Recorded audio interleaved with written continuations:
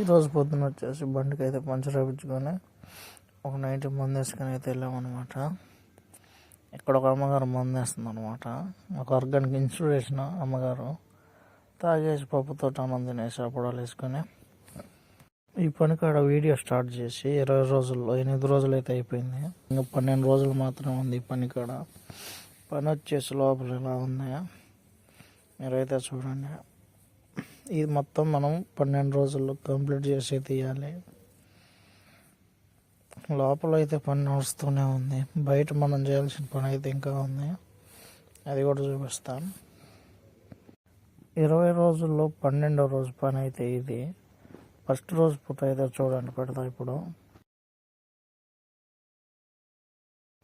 ఇలా ఉన్నదాన్ని మనం ఇలా అయితే తీసుకొచ్చామన్నమాట. ఇది ఇంకా వర్క్ అయితే కంప్లీట్ అవ్వలేదు. వర్క్ అయిపోయినాక ఇంకా బాగుంటుంది.